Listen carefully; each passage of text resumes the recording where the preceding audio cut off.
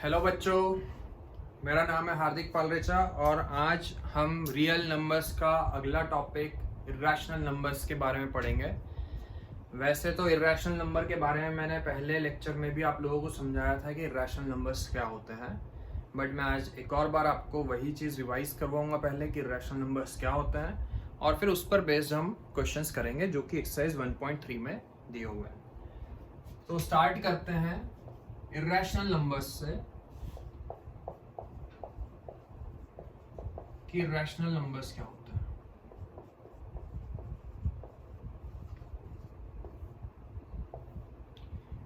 देखो, हम लोगों ने जिन्होंने ज़्यादा डिटेल में यदि किसी को पढ़ना है तो वो आप पहले लेक्चर को देख सकते हैं, उसमें आपको अच्छे से समझ में आएगा कि इर्रेशनल नंबर्स क्या होते हैं। हमने नंबर्स का जब डेसिमल फॉर्म निकाला था, किसी भी नंबर को यदि हम डेसिमल फॉर्म में कन्वर्ट करते हैं, डेसिमल रिप्रेजेंटेशन ऑफ नंबर, किसी भी नंबर का यदि हम डेसिमल रिप्रेजेंटेशन करते हैं तो डेसिमल रिप्रेजेंटेशन करने पर आपको 3 टाइप के डेसिमल्स मिल सकते हैं। पहले टाइप का जो डेसिमल होता है वो होता है टर्मिनेटिंग डेसिमल। टर्मिनेटिंग डेसिमल का मतलब क्या होता है? जिसमें डेसिमल के बाद में वो टर्मिनेट हो जाए, मतलब रुक जाए, चलता ही नहीं जाए। जैसे 5 को यदि आप 2 से डिवाइड करोगे तो कितना आएगा? 2.5 आएगा। पॉइंट के बाद में बस 5 आया और रुक गया। ऐसा नहीं कि 5 के बाद में कुछ ना कुछ आता ही जा रहा है। तो इस टाइप के डेसिमल को हम बोलते हैं टर्मिनेटिंग डेसिमल। मैं यहाँ पर लिख देता हूँ एग्जाम्पल 5/2 विच इज 2.5। दूसरे टाइप का जो डेसिमल होता है वो होता है नॉन टर्मिनेटिंग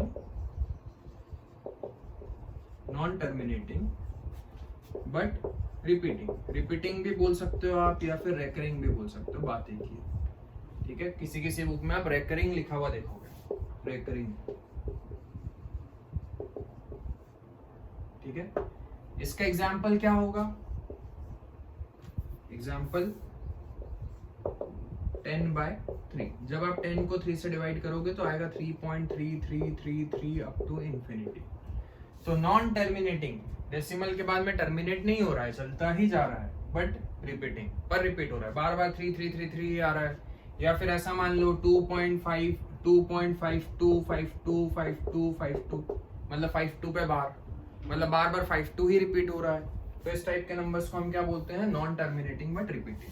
और तीसरे टाइप का जो डेसिमल होता है वो होता है नॉन टर्मिनेटिंग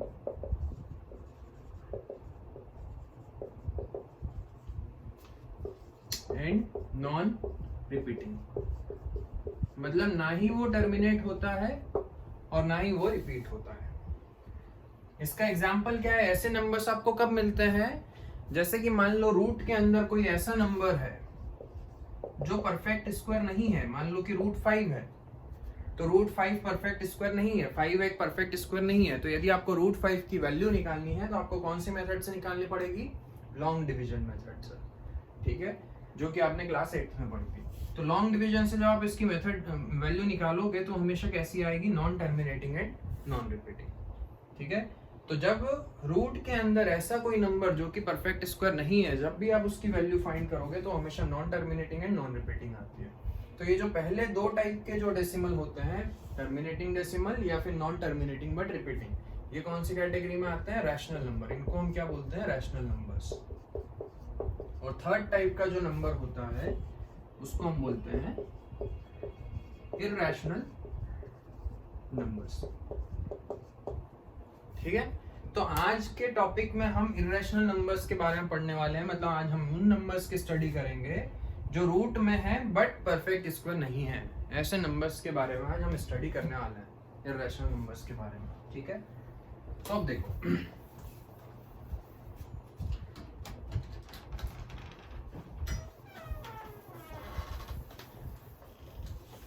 आगे पढ़ने से पहले मैं आप लोगों को एक थ्योरम बता रहा हूँ। थ्योरम आपको एनसीईआरटी में भी दी हुई है, थ्योरम 1.3 पेज नंबर 12 पे। मैं पहले उसका स्टेटमेंट लिख देता हूँ। Theorem 1.3, let P be any prime number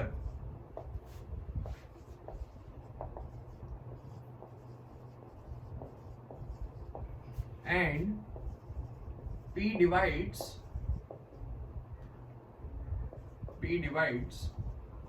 A square, then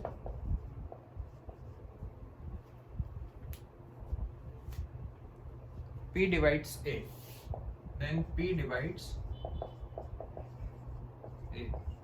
where A is a positive integer, आपको थ्योरम में क्या दिया हुआ है कि P एक इंटीजर है। बहुत सिंपल थ्योरम है, पहले हम इसको एक एग्जांपल से समझेंगे, उसके बाद में फिर हम इसका प्रूफ समझेंगे। आपको क्वेश्चन थ्योरम में दिया हुआ है कि P एक प्राइम नंबर है और P किसको डिवाइड कर रहा है, A स्क्वायर को डिवाइड कर रहा है। यदि P A स्क्वायर को डिवाइड कर रहा है तो P A को भी डिवाइड करेगा। ये है आपकी थ्योरम, ठीक है। तो देखो इस थ्योरम को हम समझते हैं, पहले हम एक एग्जांपल से समझते हैं। एक सेकेंड,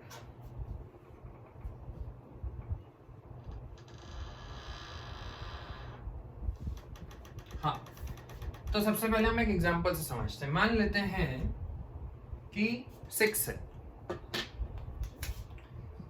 6 का स्क्वायर क्या 2 से डिविजिबल होगा? करके देख लो, 6 का स्क्वायर कितना आता है 36 2 से डिविजिबल है 18 टाइम्स में। तो यदि 6 का स्क्वायर 2 से डिविजिबल है तो 6 भी 2 से डिविजिबल होगा। ये आपकी थ्योरम है, 6 भी 2 से डिविजिबल होगा, 2 3 जा 6। ठीक है, तो इस थ्योरम को प्रूव करने के लिए जो हमने लास्ट लेक्चर में समझा था उसकी हम थोड़ी सी हेल्प लेंगे। ठीक है, देखो यहां पर आपको उसने बोला है कि P इज डिविजिबल, क्या P divides A square. P जो है वो A के स्क्वायर को डिवाइड कर रहा है, और यदि P A स्क्वायर को डिवाइड कर रहा है तो आपको ये प्रूव करना है कि P A को भी डिवाइड करेगा। ठीक है, तो मैंने मान लिया it is given P divides A square, ये आपको गिवन है क्वेश्चन में। ठीक है, मैंने मान लिया लेट प्राइम फैक्टर्स ऑफ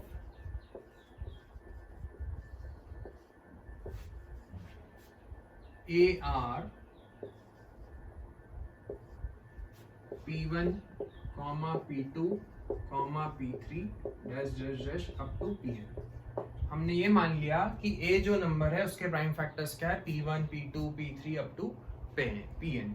ठीक है, अब आपको ये दिया हुआ है कि A square is divisible bye P, it is given. क्या मैं इसको ऐसा लिख सकता हूं कि A का स्क्वायर मतलब A को हम क्या लिख सकते हैं, product of prime numbers. A के प्राइम फैक्टर्स क्या है, P1, P2, P3, मतलब कि यहाँ पर मैं लिख सकता हूँ P1 into P2 into P3 into dash dash dash Pn का whole square divided by P। ये पूरा जो नंबर है ये P से डिविजिबल है, पर ये पूरा नंबर P से कब डिवाइड होगा, जब इन फैक्टर्स में क्या आएगा, P आएगा, तभी ये P से डिवाइड होगा। मैंने लास्ट लेक्चर में भी आपको समझाया था कि 6 2 से डिवाइड क्यों होता है, क्योंकि 6 के प्राइम फैक्टर्स में 2 आता है। 6 के प्राइम फैक्टर्स में 2 आता है, इसलिए 2 से डिवाइड होगा। 6 कभी भी 5 से डिवाइड नहीं होगा, कंप्लीटली डिवाइड नहीं होगा। क्यों नहीं होगा, क्योंकि 6 के प्राइम फैक्टर्स में 5 नहीं आता है, तो ये 5 से डिविजिबल नहीं है। पर यहाँ तो आपको दिया हुआ है कि A square is divisible bye P, A का square is divisible bye P। ये पूरा नंबर P से डिवाइड हो रहा है, और ये पूरा नंबर P से डिवाइड कब होगा, जब इन प्राइम फैक्टर्स में P आएगा, मतलब कि यहाँ पर बीच में कहीं पर P आ रहा है। ठीक है, तभी ये P से डिवाइड होगा, और ये प्राइम फैक्टर्स किसके हैं, A के हैं। ठीक है, यदि मैं इसका स्क्वायर करता हूं तो उसका स्क्वायर करने पर जो फैक्टर्स आएंगे वो यही वाले फैक्टर्स होंगे, P1, P2, P3 up to Pn, बस वो वही बार बार रिपीट होंगे। यदि यहाँ पर पावर में 2 है तो वही फैक्टर्स 2 बार आ जाएंगे, यदि यहाँ पर पावर में 3 होता तो यही वाले फैक्टर 3 बार आ जाते, यदि पावर में 4 होता तो यही वाले फैक्टर 4 बार आ जाते, बट फैक्टर्स यही रहते। तो यहाँ पर बोला है कि ये पूरा नंबर P से डिविजिबल है। ठीक है, तो हम यहाँ पर क्या लिखेंगे, since A square is divisible bye P, ये तो आपको क्वेश्चन में दिया हुआ है, it means A contains P as its prime factors। इससे हमें ये समझ में आ रहा है कि A के प्राइम फैक्टर्स में P आ रहा है, और यदि A के प्राइम फैक्टर्स में P आ रहा है तो क्या मैं ऐसा लिख सकता हूँ, therefore A is equal to P1 into P2 into dash dash dash, कहीं पर बीच में P होगा, dash dash dash Pn, बीच में कहीं पर P होगा ही होगा, A के प्राइम फैक्टर्स में P होगा।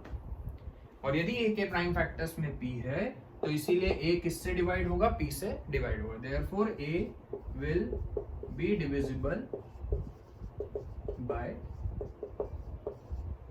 P। तो इससे हमें यह समझ में आ गया कि A स्क्वायर यदि P से डिवाइड हो रहा था तो A भी P से डिवाइड होगा।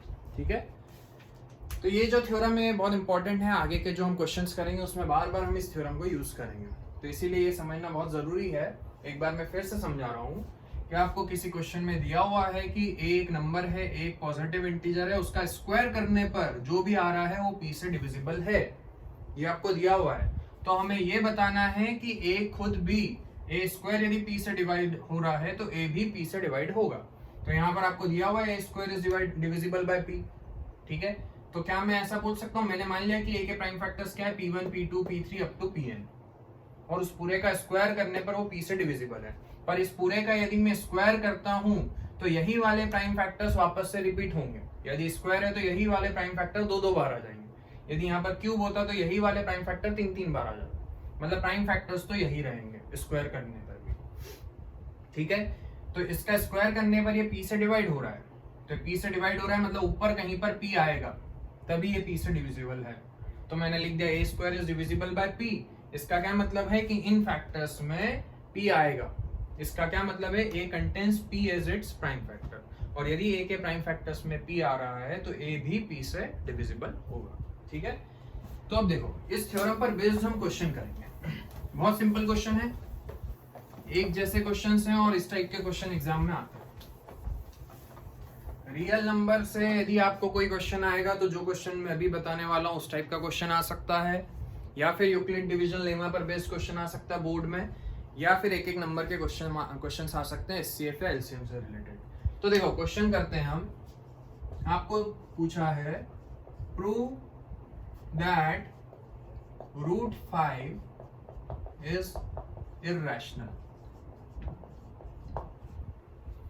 वैसे तो मैंने इस लेक्चर के शुरुआत में ही आपको बता दिया था कि रूट के अंदर यदि ऐसा कोई भी नंबर है जो कि परफेक्ट स्क्वायर नहीं है तो जब आप उसको डेसिमल फॉर्म में कन्वर्ट करते हो तो वो हमेशा कैसा आता है, non terminating and non repeating. और जो जिसका decimal expansion non terminating and non repeating होता है उन नंबर्स को हम इर्रेशनल नंबर बोलते हैं, ये हम पढ़ चुके हैं। ठीक है, बट यहाँ पर आपको उसकी वैल्यू निकाल करके नहीं बताना है। आप ये नहीं बताओगे कि √5 की वैल्यू जो है वो non terminating and non repeating आ रही है, इसलिए ये एक सेकंड, हाँ आप ये नहीं बताओगे कि √5 की जो वैल्यू है वो non terminating and non repeating आ रही है इसलिए ये इर्रेशनल नंबर है। आपको इसको प्रूव करना है। तो यहां पर हम जो मेथड यूज करते हैं वो वाली मेथड को हम बोलते हैं कॉन्ट्राडिक्शन, और ये मेथड आपको मैथ्स में कई बार आपको यूज करनी पड़ेगी। कॉन्ट्राडिक्शन हो सकता है आपने पहले भी पढ़ा हो। कॉन्ट्राडिक्शन का मतलब क्या होता है कि यहाँ पर हम ये चीज मानेंगे कि √5 एक रैशनल नंबर है, मतलब जो प्रूव करने का बोला था आपको कि √5 एक रैशनल नंबर है, ये प्रूव करना है। बट हम क्वेश्चन की शुरुआत कहाँ से करेंगे, हम ये मान के क्वेश्चन की शुरुआत करेंगे कि √5 इर्रेशनल नहीं है, वो एक रैशनल नंबर है, और बाद में हम ये प्रूव करेंगे कि जो हमने माना था वो गलत माना था। ठीक है, उसको बोलते हैं कॉन्ट्राडिक्शन, कि जो मैं मानूंगा उसी को मैं गलत प्रूव करूंगा। मैं मानूंगा कि √5 क्या है, एक रैशनल नंबर है, और लास्ट में मैं ये प्रूव करूंगा कि √5 रैशनल नहीं है, वो एक इर्रेशनल नंबर है। ठीक है, तो उसको हम क्या बोलते हैं, कॉन्ट्राडिक्शन। जो आपने माना है उसको हम गलत प्रूव करेंगे, जो हम खुद जो मान रहे हैं उसी को हम गलत प्रूव करेंगे कि जो हम मान के चल रहे थे वो गलत था। और वो देखो वो कैसे करेंगे। तो यहाँ पर मैंने माना let √5 is a rational number.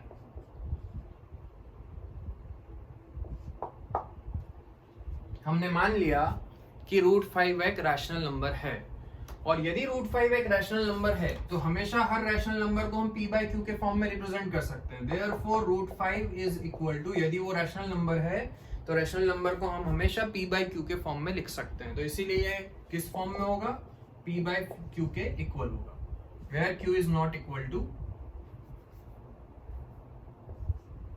q is not equal to 0 and p, और एक और चीज, p and q are coprime. ये बहुत ज्यादा जरूरी है, इसी से हम गलत प्रूव करेंगे कि जो हमने माना है वो गलत है। और हमने ये भी माना है कि p और q यहाँ पर क्या है, को प्राइम है। को प्राइम का मतलब क्या है कि p और q का कोई कॉमन फैक्टर नहीं है अदर देन 1। मतलब रूट 5 को जैसे कि मैंने p बाई क्यू के फॉर्म में लिखा, मान लो कि आ रहा है आपका 15 बाई 10 आ रहा है, तो अभी यहाँ पर 15 बाई 10 में कॉमन फैक्टर है, ये कट रहा है ऊपर नीचे, 5 3 15, 5 2 10, तो यहाँ पर कॉमन फैक्टर था। पर हमने क्या माना है कि रूट 5 को आपने p, क्योंकि वो एक रैशनल नंबर है तो उसको हम p बाई क्यू के फॉर्म में लिख सकते हैं, ठीक है। और p बाई क्यू के फॉर्म में लिखने पर यदि उनका कोई कॉमन फैक्टर आ रहा है तो काटने के बाद में सिंपलेस्ट फॉर्म में जो भी आ रहा है उसको हम लिख रहे हैं p बाई क्यू। मतलब हमने ये माना है कि p और q का कोई कॉमन फैक्टर नहीं है, ठीक है। अब देखो, तो क्या मैं इस इक्वेशन को ऐसा लिख सकता हूं, root 5 into q is equal to p। p एक इंटीजर है, q भी एक इंटीजर है। जब भी हम न्यूमरेटर और डिनोमिनेटर के फॉर्म में लिखते हैं तो ऊपर भी एक इंटीजर होता है, नीचे भी एक इंटीजर होता है, ठीक है। मैंने दोनों तरफ स्क्वायरिंग करी।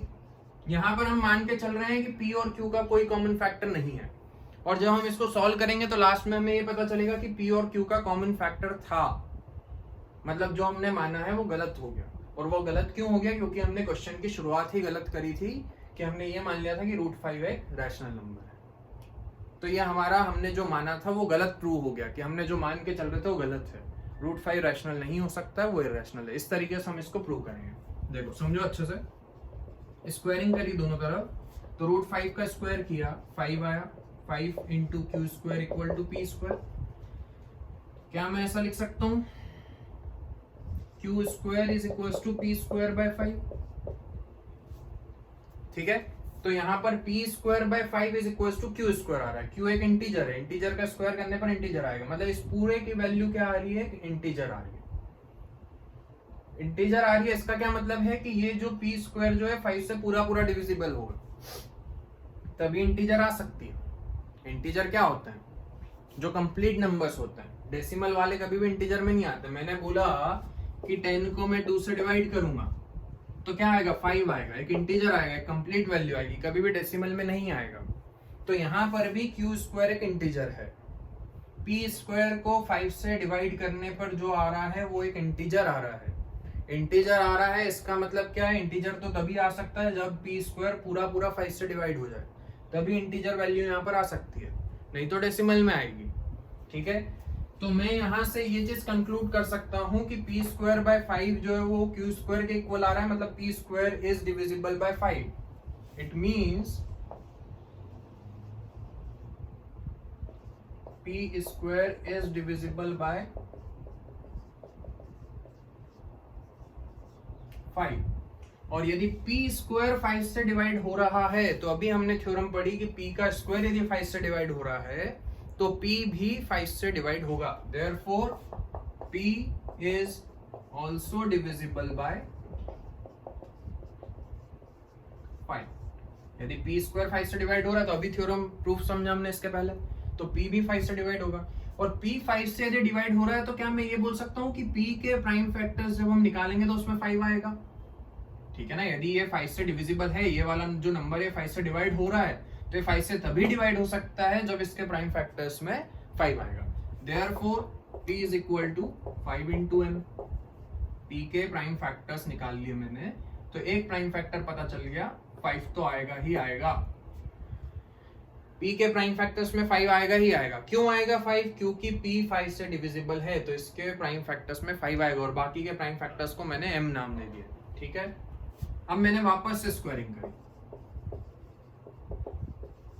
हमने ये देख लिया कि p के प्राइम फैक्टर्स में 5 आ रहा है। वापस से मैंने स्क्वायरिंग करी, p square is equal to 5 into m square, ठीक है। ये पहली इक्वेशन से, इसको इक्वेशन 1 बोल दो, यहाँ से p स्क्वायर की वैल्यू मैं वहां पर इक्वेशन 2 में पुट कर रहा हूँ। Put value of P square from 1 into पहली इक्वेशन से पी स्क्वायर की वैल्यू हम सेकंड इक्वेशन में पुट कर देते हैं। तो 5 इंटू क्यू स्क्वायर यहां पर पुट कर दिया इक्वल टू, मैंने यहां पर स्क्वायरिंग करी तो 25 आएगा, 25 इंटू एम स्क्वायर। ठीक है, 5 5 25, तो q square is equal to 5m square आ गया। तो यहां से आपको क्या मिल रहा है, q square by 5 is equal to m square. तो इससे हमें ये भी समझ में आ रहा है कि क्यू स्क्वायर भी 5 से डिविजिबल है। ठीक है, क्यू स्क्वायर भी 5 से डिविजिबल है, और क्यू स्क्वायर यदि 5 से डिविजिबल है इट मींस, इसके बाद में मैं इधर लिख रहा हूं, इसको हटा रहा हूं यहाँ का, उसके आगे मैं यहां पर लिख रहा हूं, it means Q square is divisible by 5। इसका क्या मतलब है, therefore Q is divisible by 5।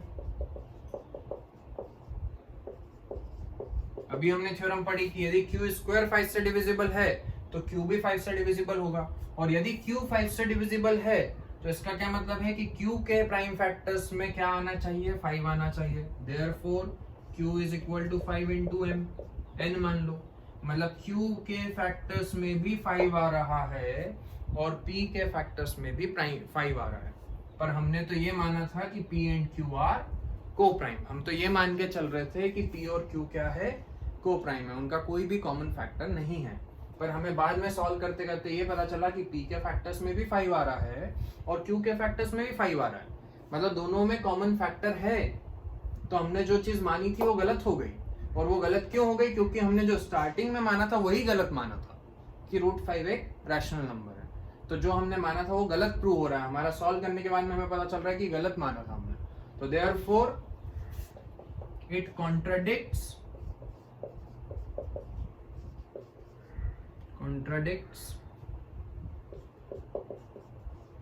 our assumption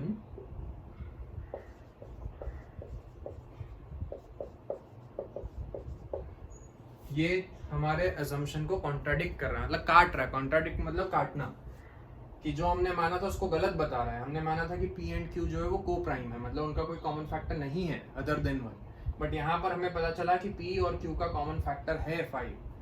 तो it contradicts our assumption and therefore √5 is irrational। ठीक है, इस तरीके से आपको ये क्वेश्चंस करने हैं। अब हम अगला क्वेश्चन करते हैं इसी में एक्सरसाइज का। सारे क्वेश्चन इसी तरीके से करने, एक क्वेश्चन में और बताऊंगा आपको इस एक्सरसाइज का, क्योंकि हर क्वेश्चन उसी टाइप से आपको करना है। मैं आपको एक्सरसाइज का क्वेश्चन नंबर 1 का क्वेश्चन नंबर 2 बता रहा हूं। क्वेश्चन नंबर 1 तो मैं ऑलरेडी बता चुका हूं, √5 इज इरैशनल। क्वेश्चन नंबर 2 बता रहा हूं, सेम उसी तरीके से करना है। ये वाला क्वेश्चन भी प्रूव करना है कि 3 + 2√5 इज इरैशनल। ये आपको क्वेश्चन में प्रूव करना है। वही मेथड आपको यूज करनी है वापस से कि 3 + 2 कॉन्ट्राडिक्शन, जिसको हम क्या बोलते हैं, कॉन्ट्राडिक्शन। उस मेथड को हम बोलते हैं कॉन्ट्राडिक्शन। कॉन्ट्राडिक्शन का मतलब क्या है कि जो हम मानेंगे उसी को हम गलत प्रूव करेंगे। हम यहाँ पर मान लेंगे कि 3 + 2√5 इरैशनल नहीं है, वो क्या है, रैशनल है, और फिर उसको सॉल्व करते करते लास्ट में हम ये प्रूव करेंगे कि जो हमने माना था वो गलत था। हमने माना था कि ये एक रैशनल नंबर है, वो गलत था, इसका मतलब कि वो क्या होगा, इरैशनल नंबर होगा। ठीक है, तो let 3 + 2√5 is rational। हमने ये मान लिया कि 3 + 2√5 एक रैशनल नंबर है, और यदि एक रैशनल नंबर है तो क्या ये P/Q के फॉर्म में हम इसको लिख सकते हैं। Therefore 3 + 2√5 is equal to P/Q। क्या हम इसको P/Q के फॉर्म में लिख सकते हैं, where Q is not equal to 0। ठीक है। और q की वैल्यू कभी भी 0 नहीं हो सकती है। जब भी हम रैशनल नंबर की बात करते हैं तो डिनोमिनेटर कभी भी 0 नहीं हो सकता, क्योंकि यदि किसी का डिनोमिनेटर 0 हो गया तो वो नॉट डिफाइंड हो जाता है। अब देखो मैं यहाँ से काम करता हूँ कि जितने भी आपके रूट के अलावा जितने भी नंबर्स हैं उनको हम उधर भेज देते हैं, ठीक है। और p और q हमेशा क्या होगा, इंटीजर होगा। जब भी हम किसी नंबर को रैशनल फॉर्म में रिप्रेजेंट करते हैं p/q के फॉर्म में, तो ये भी एक इंटीजर होता है और ये भी एक इंटीजर होता है, मतलब p और q भी इंटीजर्स हैं, ठीक है। 2√5 is equal to p/q minus 3। 2√5 is equal to p minus 3q upon q, और इस 2 को मैं नीचे भेज देता हूं तो 2q। अब p और q क्या है, एक इंटीजर है। इंटीजर, ये भी इंटीजर, इंटीजर में से इंटीजर माइनस करने पर एक इंटीजर आएगा, नीचे भी इंटीजर आएगा, ठीक है। मतलब कि ये वापस से इंटीजर बाय इंटीजर के फॉर्म में आ रहा है। तो इस पूरे को मैं a नाम दे देता हूं। √5 इज इक्वल टू, ये दोनों वापस से न्यूमरेटर में कुछ वैल्यू आ रही है और डिनोमिनेटर में कुछ वैल्यू आ रही है। तो न्यूमरेटर की जो वैल्यू आएगी, डिनोमिनेटर की जो वैल्यू आएगी, उन दोनों को काटने पर पूरा काट दिया। उसके बाद में मैंने मान लिया कि ऊपर नीचे जो आ रहा है वो a/b के फॉर्म में आ रहा है। यहाँ पर एक वैल्यू आएगी इंटीजर के फॉर्म में, यहाँ पर एक वैल्यू आएगी इंटीजर के फॉर्म में। मान लो ये ऊपर नीचे कट रहे हैं, इनको हमने काट दिया। काटने के बाद में जो बचा उसको हमने बोल दिया a/b, मतलब a और b का अब कोई कॉमन फैक्टर नहीं है, हमने यहाँ पर काट दिया इनको। तो a and b are coprime. Coprime का मतलब क्या होता है कि इन दोनों में कोई कॉमन फैक्टर नहीं है अदर देन 1, ठीक है। b को मैंने इधर भेजा, तो √5 into b is equal to a, squaring करी दोनों तरफ, 5 into b square is equal to a square. तो यहां से मुझे मिल रहा है b square is equal to a square by 5। तो b square is equal to a square by 5 आ रहा है, मतलब a square is completely divisible by 5। It means a square is divisible by 5। और यदि a स्क्वायर 5 से divisible है, मतलब कि a भी 5 से डिविजिबल होगा, therefore a is divisible by 5। ये हमने थ्योरम पढ़ी है आज कि यदि a स्क्वायर 5 से डिवाइड हो रहा है तो a भी 5 से डिवाइड होगा। और यदि a 5 से डिवाइड हो रहा है तो मतलब a के फैक्टर्स में 5 आएगा, therefore a is equal to 5 into something, 5 into m। a के प्राइम फैक्टर्स में 5 आएगा, ठीक है। अब मैंने वापस इसकी स्क्वायरिंग करी, a का square is equal to 25 into m square. ये हो गई आपकी सेकेंड इक्वेशन, ये हो गई आपकी फर्स्ट इक्वेशन। फर्स्ट इक्वेशन से a स्क्वायर की वैल्यू वहां पर पुट कर देते हैं, put value of a square from 1 into, पहली इक्वेशन से a स्क्वायर की वैल्यू मैंने ली, कितनी आ रही थी, 5 इंटू बी स्क्वायर, ये यहाँ पर पुट कर दी, equal to 25 into m square, 5 5 25, तो b square by 5 is equal to m square. तो b स्क्वायर भी 5 से पूरा डिवाइड हो रहा है, और b स्क्वायर यदि 5 से डिवाइड हो रहा है इसका मतलब b भी 5 से डिवाइड होगा, और यदि b 5 से डिवाइड हो रहा है मतलब b के फैक्टर्स में भी 5 आएगा। a के फैक्टर्स में तो 5 आ ही रहा था और b के फैक्टर्स में भी 5 आ गया, जबकि हमने तो माना था कि a और b क्या है, कोप्राइम है, मतलब उनका कोई कॉमन फैक्टर नहीं है। तो हमने तो ये प्रूव कर दिया कि a और b का कॉमन फैक्टर है, मतलब सब गलत हो गया, जो आप मान के चल रहे थे वो गलत हो गया। तो ये गलत क्यों हो रहा है, क्योंकि हमने क्वेश्चन में जो स्टार्ट किया था वही गलत मान के किया था कि वो एक रैशनल नंबर है, तो वो गलत हो गया, कॉन्ट्राडिक्ट हो गया, इसीलिए वो क्या होगा, एक इरेशनल नंबर। तो therefore b is divisible by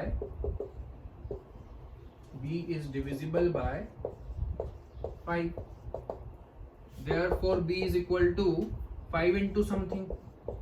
यदि b 5 से डिवाइड हो रहा है तो क्यों हो रहा है, क्योंकि b के फैक्टर्स में 5 आता है, तो b के फैक्टर्स में मैंने पहला फैक्टर मान लिया 5 और दूसरे फैक्टर को कुछ और नाम दे दिया n। इसके बाद में मैं यहां पर लिख रहा हूं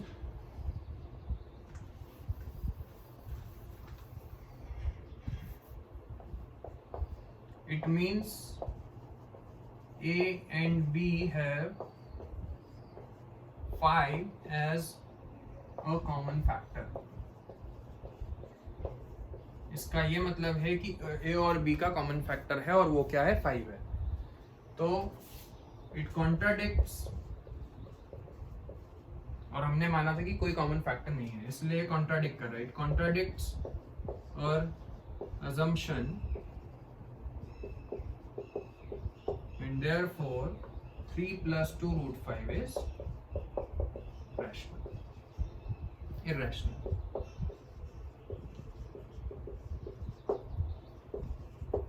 इस तरीके से बच्चों आपको क्वेश्चंस करने हैं।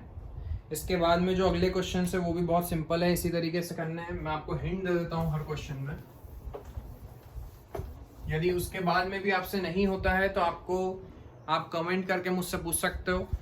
जो अगला जो क्वेश्चन है उसमें आपसे बोला है कि आपको प्रूव करना है कि 1/√2 एक इररेशनल नंबर है। आप उसको रैशनल मान लेना, उस रैशनल मानोगे तो p/q के फॉर्म में आ जाएगा।